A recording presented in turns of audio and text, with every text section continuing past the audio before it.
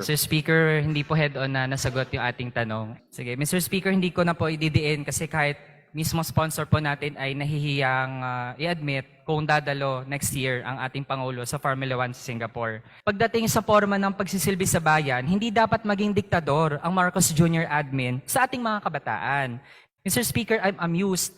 Pagdidikta ang turing sa simpleng pagtuturo ng kasaysayan, kabilang ang pagtuturo ng martial law ni Marcos Sr., pero ang mandatory ROTC hindi. Parang baligtad po.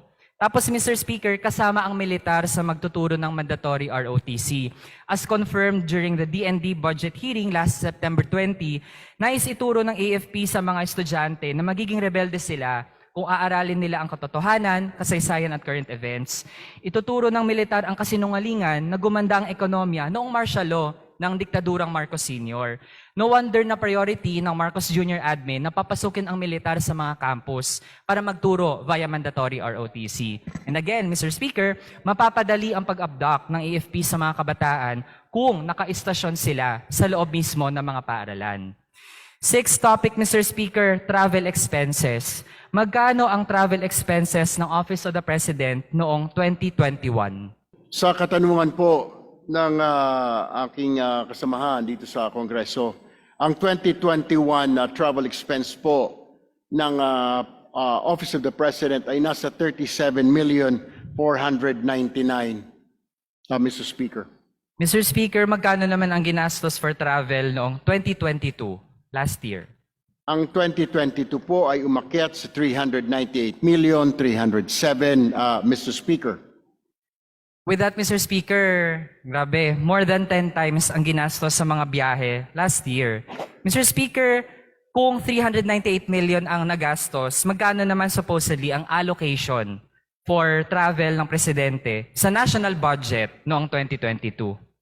Linawin ko lamang po yung aking naunang statement, Mr. Speaker, kung ako'y papayagan ng aking kaibigan dito po sa Kongreso. Kaya po mababa ang 37 million lamang noong 2021 dahil ito po ay panahon ng pandemya. At alam po natin na Pangulong Duterte ay hindi po bumiyahe ng mga panahon na yun. Subalit, nung pagpasok po ng Administrasyong Marcos, kaya po ito umakyat, nag-umpisa na po ang pagbiyahe ng palasyo, ng Pangulo, Mr. Speaker. Yeah. Mr. Speaker, so yun po.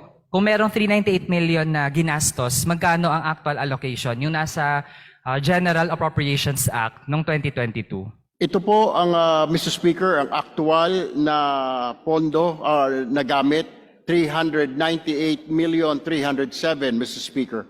Mr. Speaker, balak ba ng Pangulo na pumunta sa Formula 1 sa Singapore sa 2024? Ang 2024 po, ito po ay propose pa lamang at ito po ay request pa lamang. Ina-anticipate po na marami pong magiging biyahe ang Pangulo para po makahikayat pa ng mga investor, Mr. Speaker. Mr. Speaker, kasi yung sa Formula 1 po, if ever, shouldered na naman ng taong bayan. Kaya po, we'd like to know in advance, Mr. Speaker, pupunta po ba sa susunod na taon sa Formula 1 sa Singapore ang Pangulo?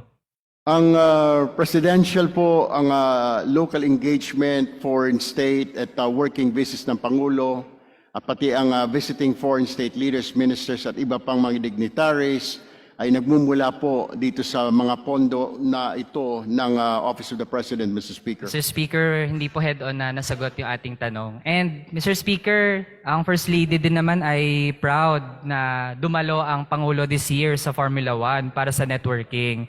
So kung proud po ang Office of the President, di dapat po hindi ikahiya kung dadalo ang Pangulo sa Formula 1 sa 2024. Ang biyahe po ng Pangulo sa Singapore ay ito po ay isang imbitasyon mula po sa isang grupo. Ay yung pong pagpapanood sa formula po, ito po siya po ay naimbitahan lang, Mr. Speaker, in advance. Sige, Mr. Speaker, hindi ko na po ididiin kasi kahit mismo sponsor po natin ay nahihiyang i-admit kung dadalo next year ang ating Pangulo sa Formula 1 sa Singapore.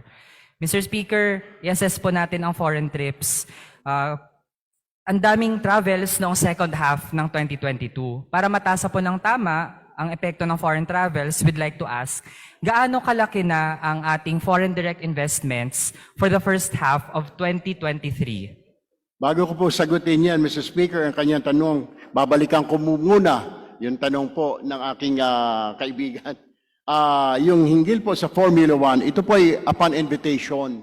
So hindi po natin sigurado kung may mga invitations pong darating sa Pangulo next year at kung meron po siya mga invitations for a meeting, yun naman po ay sinabay lamang. Nauna po kasi yung invitation para po dun sa business conference meeting sa Singapore at yung Formula 1 racing naman po, yun po naman ay sideline lang ho dahil siya po ay naimbitahan, nabigyan po ng ticket, Mr. Speaker, as far as I know, Mr. Speaker. Yeah. So Mr. Speaker, sa foreign direct investments, gaano po kalaki ang ating FDI first half of 2023 tsaka first half of 2022 na rin? Sa first half of 2023, Mr. Speaker, ay meron ng 71.78 billion pesos na investments, or dollars, $71.78 billion, Mr. Speaker. First half po ito of 2023, Mr. Speaker. Total po yan, Mr. Speaker. Pero sa first half lang po ng 2023, Mr. Speaker. Kasi Mr. Speaker, based sa ating... Mr. Speaker, ayan po ay susumitiho namin sa inyong tanggapan bago po matapos ang araw, Mr. Speaker. Sige. Mr. Speaker, kasi sa observation natin, first half of 2023, ang ating investments na pumasok ay nasa $4 billion. Pero Mr. Speaker, compared to the same time period noong 2022, nung wala pa ang mga biyahe ng Pangulo, 4.91 billion, Mr. Speaker.